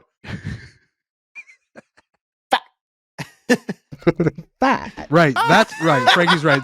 Frankie's right. That's the audience we cater to. Like, if you don't like our producer just going, oh, fuck, then you're not our audience. All right. We need to start including those in the actual edit, because like we'll hit a good one and we'll just be like, oh, fuck. But we can't put it in. He'll do it from his cart, and I'll hear it on my headphones and just yell it from a mile away. The one that gets me the fairway. most is when The best Bush is is the when you one go that over- doesn't trail off. He goes, fuck! No, the And best that, is ladies doing and it gentlemen, we call that camaraderie. when you go over a big bump, like in the cart, and you hit a bump, or maybe you go over like a bridge and you just hit it as the cart goes. You go, oh fuck, and you just fucking scream the whole way. And Bush will catch me from any part of the golf course. All right, so we submitted them. Do we want to all read them out, or do you want me to read them out? What do you guys want to do? Yeah, no, you can read them out. All right, looks like we're all pretty close here. So we have two ties here saying the same thing. Dan and I both said 69, of course. Frankie and Riggs 68, and Trent 70. Ooh, All Trent. right. Were you surprised by your own answer? Didn't you just type it in? What? You acted like you were surprised by your own answer. No, but I like that I have the above. I want him to play well, but I like Trent that go, ooh, good guess, Trent. Okay. You hedged your You literally hedged just your looked at him. happiness. I did hedge my happiness with the 70. I agree Yeah. with that. Fucking gnat flying around this place. Number 2 is birdies or better for Tiger Woods this week at the Hero. Almost got. Ooh, do you have any stats on that? Genesis, yeah. Genesis, he had 13 birdies, 1 eagle, and so that's 14. And then also in 2017, similar situation, he had 17 birdies, 2 eagles, but he finished T9 that week as opposed to T45 At the Hero? Genesis. So today he had Yes. 2 birdies in his first 9 holes. He had 2 did, birdies, yeah. 2 bogeys, and finished 9 even par. Okay. How many birdies or better for Tiger Woods at the Hero? We really are thinking this guy's going to play some golf, Dude, if you want guys who are Second drinking round, Kool-Aid, you're looking at 67. 4 of them right here. 5 of them probably. Definitely 5 of them. Okay, we're all in. So we have another tie here. We're gonna start Riggs 18, Frankie and Trent both 15, Dan 14, 16 for me. Got to stay on brand as the Tiger hater. 18. I love that. Third question. And now this one, if you guys are psychotic, which you kind of are, you could definitely like change this around. You could definitely like control this, but it would take a lot. So I think it's a good one. Combined number of tweets from you 4 until Sunday. Like you would have to work together to really Yeah, true. control this. I like that. So one. combined number of tweets about Tiger Woods, anything related, not replies, just regular tweets relating to Tiger Woods from now until Sunday or like Monday morning at 12:01 a.m. Man. So Damn. I looked back, took digging in the Genesis. The only caveat was Frankie was at Niles' game, so his number's a little lower. You were tweeting a lot of Isles clips at the game, and it was a race to the playoffs. So I was right in Okay. February. So during the Can't believe you 2023 counted this. This is Genesis, crazy. you guys combined between the 4 of you had 90. Okay. Wow. That was during Genesis. We had Yeah. 90 tweets about Tiger. It is Okay. also Yes. funny to think Twitter's purpose. Like I've had Twitter for almost 10 years now. It's just a journal of psychopaths. It's a running journal for 10 years of what you're doing. That's an insane thing to think back on. So 90 for Riviera. I submitted mine before hearing the context, so mine's a low number. I mean, you can change it if you want. Nah, I need the spirit of the game. Okay, I'm in. I'm in. All right. Riggs, 131. Frankie, 100. Trent, 130. Are you fucking kidding me, Riggs? Wow. Dan, 51. And then I had 90. So Trent, you get like 15 through 109 to 130. 130. Okay. Yeah, I like that. Trent, you got a nice little. I mean, do I have a big gap too? You have a money gap, Trent. Like I need it to go high. I've got 51 to 100, and we finished with fucking 90 last year. Let's go. And then, okay, so fourth question.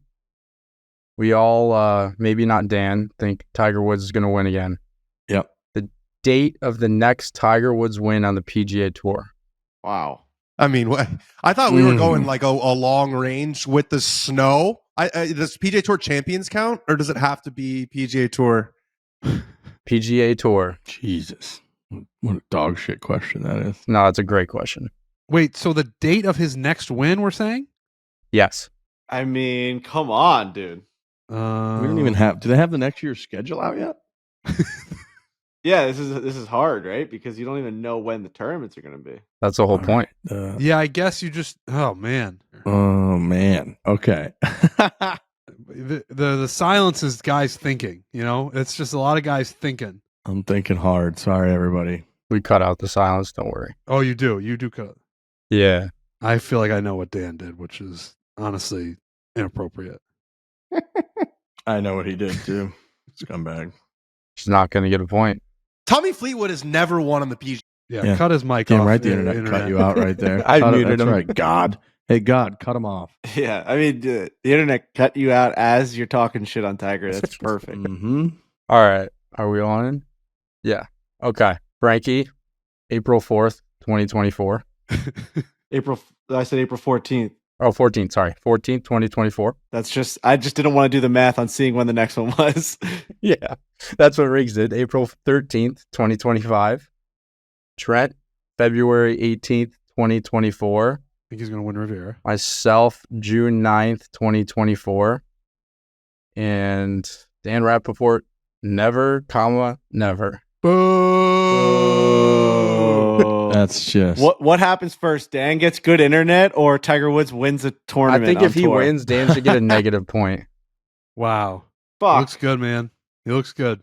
We're gonna learn a lot, obviously, this week. If this guy can make birdies, he's gonna have a bunch of bogeys. He's gonna 3-putt. He's gonna miss putts that we need him to make. We're gonna get that view of his putter, and it's gonna be like, oh, this is obviously going in. Then it's just gonna miss, and we're gonna get super mad. But if this guy can get the ball in the hole, if he can come up with those 17, 18, 19 birdies over 4 days, he will prove that he can score with the best of them. He's gonna be rusty. He has not played, but if he can get that ball in the hole, with the bogeys included, I like that birdies are better conversation, because that's what's really going to show. Does this guy have what it takes to hit the ball close to the hole for a majority of the tournament? He's going to have his blow-ups, I bet. this fucking guy walks through four rounds and looks just as pretty much as good on Sunday as he did on Thursday. Then we won. I don't care what he shoots. Right. He's gonna figure out the golf game, man. Right. Is that it, or we got one more? I think that's it. Yeah, that's it. All right, I gotta wait till 2025 to see if mine cashes potentially. That would be Yeah, that was just Alex Bush job security right there. It'd be like, well, you got to keep me around so see who Yeah, gets the points. longevity for this segment. too. track. Yeah. Track him. It is stunning that Tommy Fleetwood has never won on the PGA Tour. That's more surprising. Like, he should be winning, and Tiger Woods can win again. It's just that Tommy should have already won on the PGA Tour. I also think like Lucas Glover won twice on the tour this year. You don't think Tiger fucking Woods can win on the PGA Tour? That's a great point. I mean, come on. No disrespect What I will to say, Lucas and Glover. no one None wants to hear me whatsoever. speak, but he only plays the toughest events. All right. I'm And with has that won argument. If he wants, 82 of them. it's a different stage. If he wants to knock off a bunny, let's go to Silvis, Illinois, my friend. Let's get That's Tiger fine by Woods in me. the Midwest.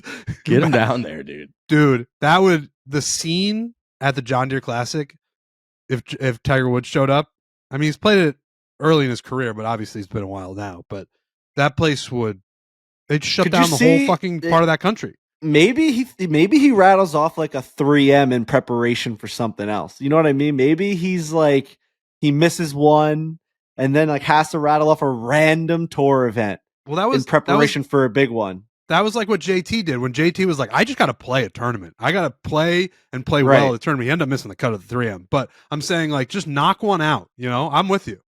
I could see that happening, man. I think like he's going to keep the door open for that. Like maybe he misses the US Open. Maybe he's like, I can't do it. And then he rattles off like 2 random tour events. You're like, holy fuck, this guy's just going to win 2 random events in the middle of the country. That would also be a cool scene. Just that tournament being like, oh my God. We have Tiger Woods coming to town. It's like Phil Mickelson won the PGA at Kiowa, where he is the least like good characteristics of a golfer chance to win that event at 50 years old and just won. They're like, you need to drive it straight. You need that. And he just won at the PGA Championship.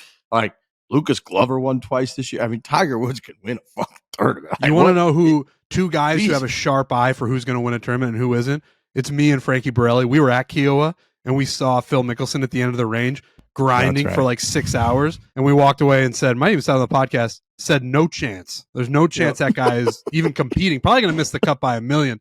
Guy won the tournament. Dude, he was grinding, like yelling at his team, being like, I'm not hitting it the way I want, hitting balls longer than anyone else on the range. I said to Trent, I think I was like, imagine being Phil out here. It's like, dude, give it up. We were just like, it's a tough scene. Like, didn't look good, didn't look healthy. He was sweating.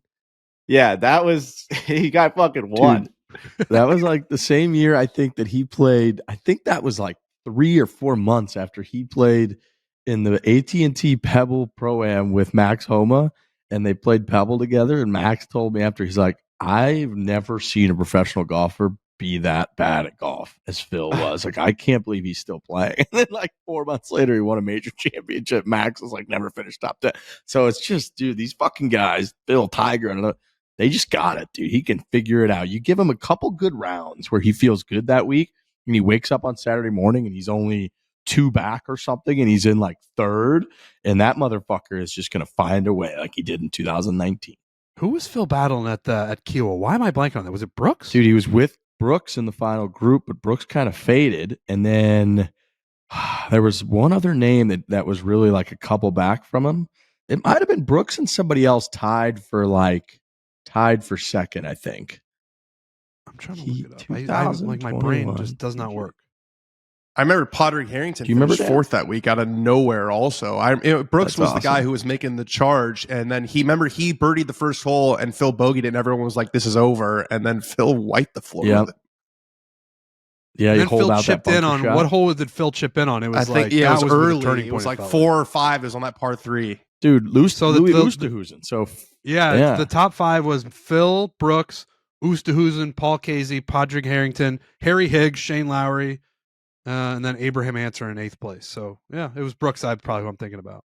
Brooks and Oosthuizen, and Brooks shot 2 over that day to finish 2 back. So if he would have shot fucking even par, he would have tied with Phil.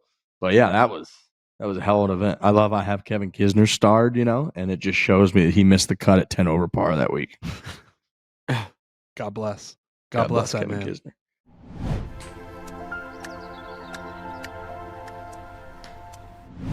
Techniques headphones deliver legendary hi-fi sound quality that you would expect only to come from Techniques state-of-the-art, industry-leading noise canceling to shut out the noise that distracts you from staying on top of your game. Look, the noise canceling is so good that I only rocked one of the Techniques earbuds for this episode because I like to hear myself a little bit. I just do whenever I'm doing the podcast. The noise canceling is so elite, so fantastic. When you're on the plane, you can shut that pilot up, which we debated about many times.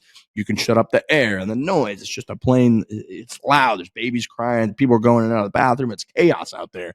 You can block all that out because the noise canceling on these things is so high tech, so hi-fi. It's amazing. And I will say, I think it's user error on our part that we're not figuring out how to get the audio from this microphone that we're speaking into our ears. There's definitely a way to do it. I got work to do. I'm too dumb. There's definitely a way to do it because I'm doing the same. I have the Techniques. I've got the overhead, over ears, these huge headphones, and they're amazing. They are unbelievable. The way that the person inside, the robot inside talks to you and tells you what mode you're in and what type of dynamic listening you're doing. It can attach itself to my phone, to the laptop, to my iPad, all at the same time. If I'm listening to multiple things, it's hitting all those types of audios at me at once if I need to pick up any different type of device. It's an amazing piece of technology. They're super comfortable.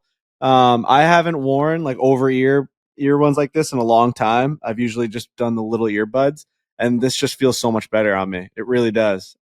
Super clear. You guys sound as good as you've ever sounded when I'm talking on the podcast. And yeah, these Techniques, they're definitely here to stay for me. They're definitely here to stay.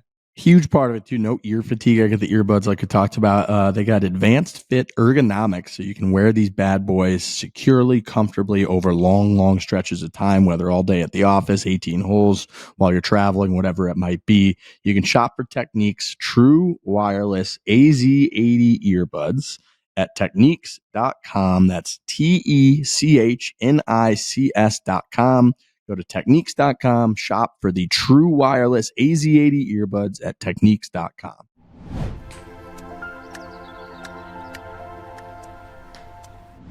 I see Paul McGinley, interim replacement for Zinger. Did you see that? Dan Rappaport? Yeah, we mentioned that at the end of the last show a little bit. Oh, we did do that at the end of the last show. Well, Dan did his Irish impression, remember? The thing about Tiger Speed is I forgot. That's pretty good. Paul McGinley's really good on the mic, man. I mean, he's great. He always has interesting things to say, but I think it is an interim thing. I don't know who they're going to get permanently, but I think he's a good replacement for now. No, me too. I think he's great. Did I write anything else down? Oh, Spieth took Rory's spot on the board. That happened like a week ago or so. We haven't really talked about it yet. I see that position is up at the end of next year. So Spieth will be on the board for kind of a year and a half. Took Rory's spot. I don't really have a ton of thoughts on it, but Jordan Spieth's on there instead of Rory. So American. Didn't Tiger say something about why Rory stepped down? He was like, what did he say at the press conference?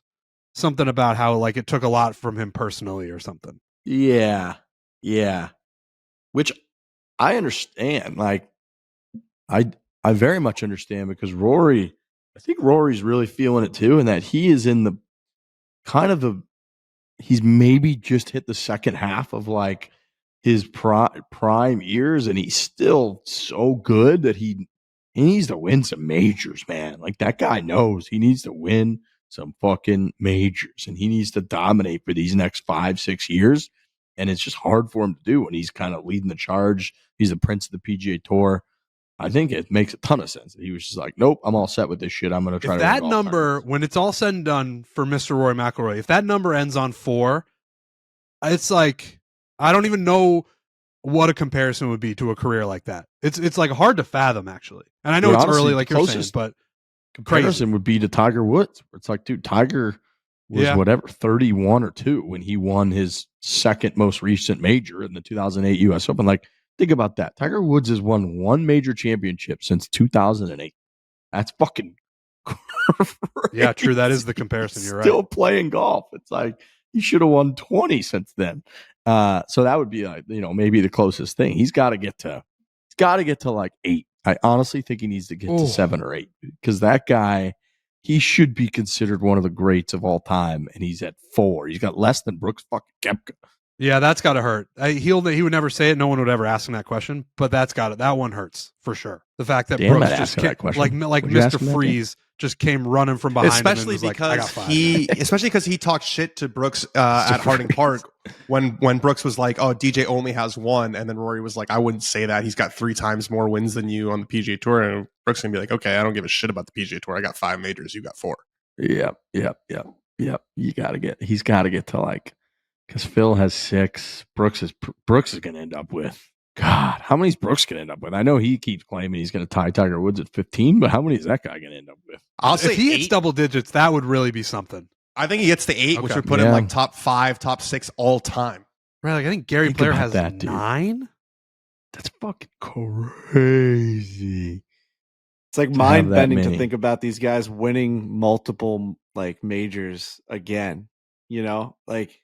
Yeah. You only get 4 a year, and Brooks is going to win fucking 4 more. He's going to win 6 more. That's like, that would be just domination. How is he going to pull that off? Bro, but how has he done what he's done? I know. That run that he had is like hard to wrap your head around. And he's still relatively young. I know he's kind of hurt. He's been injured, but I think he's coming back from that. What is he, 30? Is he younger than me? Is he 30? He's about a year younger than Rory. I think they're like 364 days apart. So they're 1 year apart. Yeah, he's 33. Wow. That's nuts, dude. He's got another 8 years of being, and it's like he should have won 2 this year. He won 1, but he very easily could have won the Masters this year. Going into next year, like I don't think he's going to be any worse in the majors. He's probably, so it's like that fucking guy could just keep peeling off majors easily. This is interesting. I need Rory to get to 6 for everything to be okay. Yeah, we need him to get to 6 before Brooks gets to 6. I feel like. Brooks is just hard not to just respect in his majors. Like you kind of respect the shit out of it. And absolutely. Yeah. No question. I don't know. All right. Ooh, jinx. Okay. Anybody have anything else? I don't think I have anything else. I think that's it. That's all I got. We got Tiger Woods. We're getting a whole weekend of watching Tiger Woods play golf. The new Squid Barstool Survivor is incredible. So make sure you're watching that. Surviving good. Barstool is so good. Nate punching the wall made me laugh like so hard that I really haven't laughed that hard in a long time. I almost came out of my nose. This new Squid Game reality TV show is something. So they took Squid Games, which took over the world. Have you guys seen this? And they made it a reality TV show on Netflix with like real people. I saw a commercial for it, but I haven't watched it.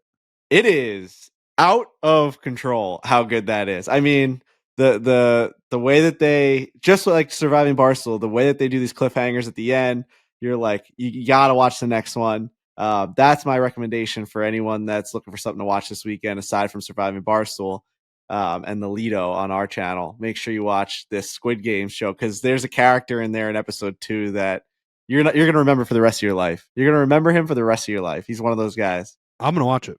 I'm gonna watch it too. All right, big thanks to everybody listening. Huge weekend watching Tiger Woods. Go buy Tiger merch. Year of the Tiger, the swing progression, the hats, all the good stuff. If he's playing once a month, I mean, you're going to need to wear that stuff. You're going to need multiple stuff, so you don't have to do the wash all the time because he's playing so frequently. So get excited for Tiger this weekend. And you get to watch a bunch of the top players in the world out in the Bahamas. Fantastic time. We'll be back on Tuesday to react to the entire thing. Hopefully it's a Tiger victory. Yes, I put money on him to win the Hero this week at 70-1. And yes, does that count towards the Sam Snead total? Ooh, it better because Sam Snead beat like a fucking jellyfish and his friend and got a goddamn He credit won like for it. women's high school golf association tournament, and everyone was like, "That's just a win." Frankie and I were talking Before about that. I people forget were where we doing were. that, We were too, like, "Does before that this was one allowed. count?" But if it counts, fuck it. 80. That's it. That's a winner. That would be it. And I saw even Brandel was on just railing against a couple of the Sam. No offense to Sam Snead. It's just whoever's crediting him with these wins. He said like 5 or 6 of Sam Snead's wins were team events that he gets a credit for, and Brandel was like, "That's." So he's like, technically he should be at 77 individual wins, and Tiger's got 82. So we're already there, but it'd be nice to get there and just put this whole thing to rest. You know We were coming home from West Palm Beach the other day, and I noticed like right outside of security, there's just like Sam Snead's Bar and Grill. That made me laugh. Like, are you like, does Sam Snead have that kind of fucking pull still that he's got a Listen, bar and grill, dude, at Palm Beach? Like, he's no Jimmy Buffett, I'll tell you that. Sam Snead ain't mean, exactly Jimmy Buffett. what are we talking about here? I walked by the Sam Snead Bar and Grill. I laughed for like 10 minutes walking to my gate. Really stretching it there. What His athlete family can we get the names and likeness, the NILs from? That airport reached out to the Sam Snead estate, and they were like, "You want to do what with our guy's name?" Bar and Grill. We used to go to Sam Snead's Bar and Grill all the time as a kid because he's from Hilton Head, or not Hilton Head, Hot Springs, Virginia, where we used to vacation, and everyone loved Sam Snead there. Oh wow, there So it's a chain. There's multiple of them. Yeah, I guess so. The original one's down in Hot Springs, Virginia.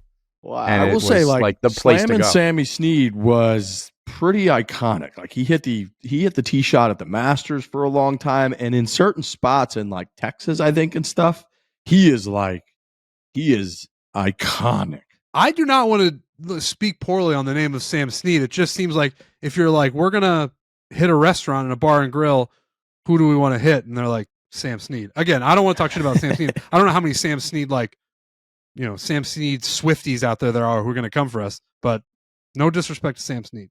He's Virginia, because I know when we went to the Greenbrier for the Classic this year, their restaurant is called like Slam and Sammy's or something. So he's huge. I guess my point's like you so don't even see like a Babe Ruth Bar and Grill. You don't see like Sam Snead getting that type of coverage in the bar scene is very funny. Like there's no fucking Mickey Mantles. Like there's no chain that's like iconic athletes in other places. Like even Michael Jordan has like Michael Jordan's. It's like attached to a fucking hotel in Chicago. Like I don't even think there's, you know what I'm saying? Like how does Sam Snead have a fucking chain restaurant? It's so crazy. Good for them. So crazy. Good for him. Yeah. All right. All right. Let's go Tiger. Hit it hard. Hit it hard. Hit it hard.